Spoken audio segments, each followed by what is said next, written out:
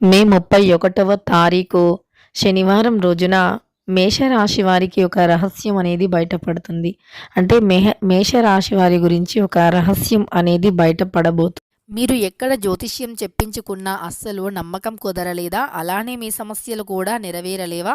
అయితే ఒక్కసారి ఈ యొక్క గురువుగారిని నమ్మకంతో సంప్రదించి చూడండి. ఖచ్చితంగా మీ సమస్యలన్నీ కూడా 24 గంటల్లోనే తీరిపోతాయి. శ్రీ వారాహిదేవి జ్యోతిష్యాలయం, పండిత్ నంబూదరి, అలానే వశీకరణ స్పెషలిస్ట్ కూడా.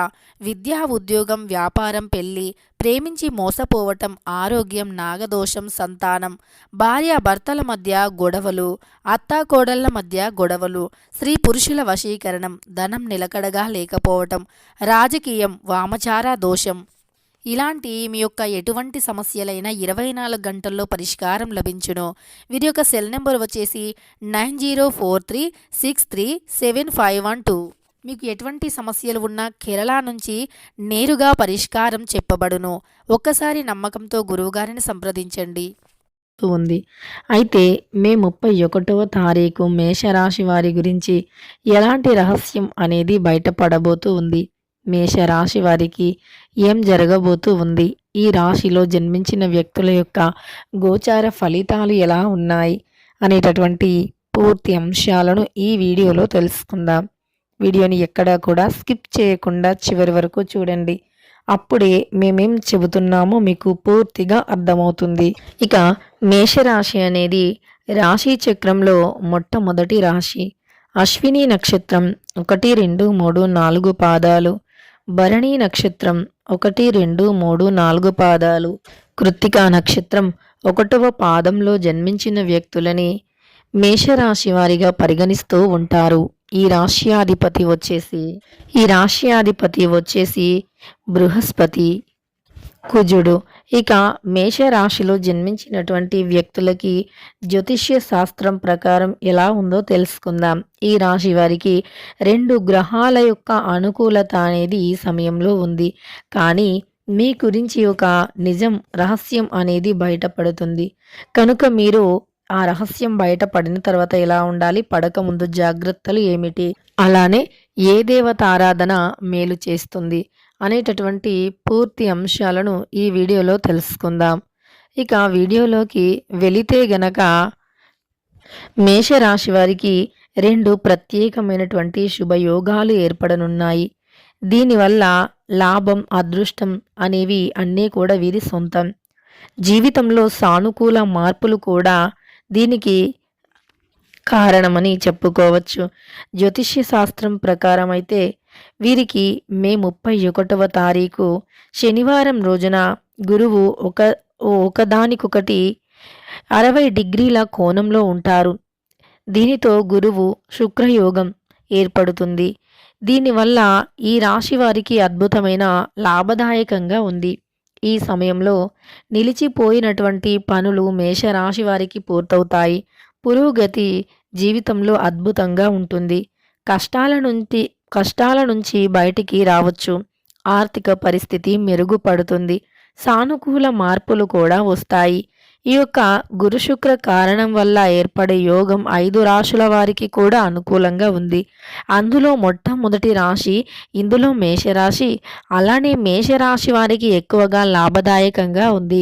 మరి ఈ రాశుల్లో మీ యొక్క రాశి మేషరాశి కాబట్టి ఈ మేషరాశి వారికి అన్ని విధాలుగా శుభయోగాలు ఉన్నాయి.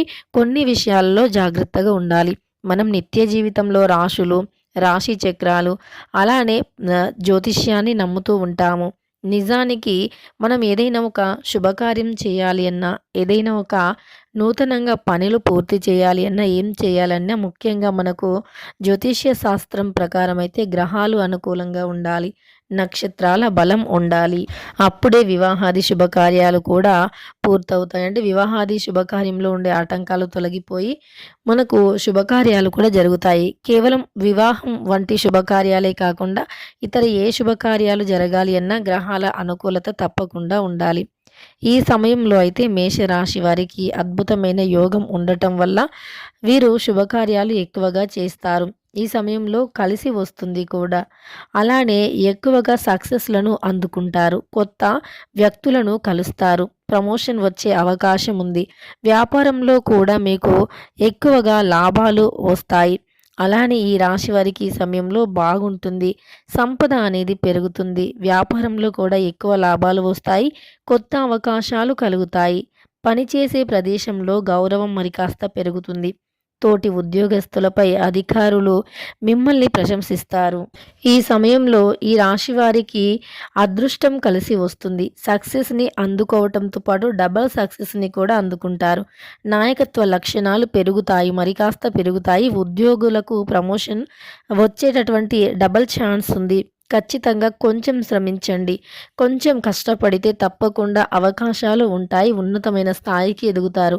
విద్యార్థులు మంచి అవకాశాలను పొందుకుంటారు. గృహిణీలకి ఈ సమయంలో పుట్టింటి నుండి శుభవార్త అందుతుంది. అలానే ఈ సమయంలో దాంపత్య జీవితంలో మేషరాశిలో జన్మించిన వ్యక్తులు అలానే ఈ సమయంలో మేషరాశి వారు ఆర్థికంగా లాభాలను పొందుతారు. పెట్టుబడుల విషయంలో జాగ్రత్తగా ఉండాలి. పెట్టుబడి పెడితే కొంతమందికి మంచి లాభాలు ఉంటాయి. కానీ ఏవైనా సరే లీగల్గా పెట్టుబడులు పెట్టాలి. ఇల్లీగల్ వంటి వాటికి అస్సలు వెళ్ళకూడదు. ఇక అలానే లాభాలు ఎక్కువగా రావటంతో పాటు కొత్త అవకాశాలు కూడా మిమ్మల్ని వెతుక్కుంటూ వస్తాయి.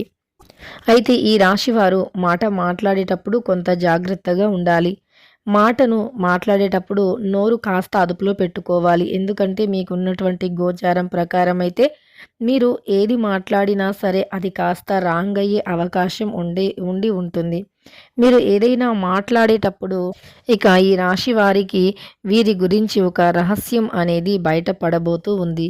మీరు రహస్యంగా ఏవైతే దాచుకొని ఉన్నారో రహస్యంగా ఉండాలి. అత్యంత ఎక్కువగా రహస్యంగా ఉండాలి అనుకునేవి కూడా మీకు ఈ సమయంలో అవి అత్యంత రహస్యంగానే కాకుండా మీరు ఏవైతే బయటికి రాకూడదు, బయటపడకూడదు అనుకుంటున్నారో అవి ఖచ్చితంగా బయటపడతాయి.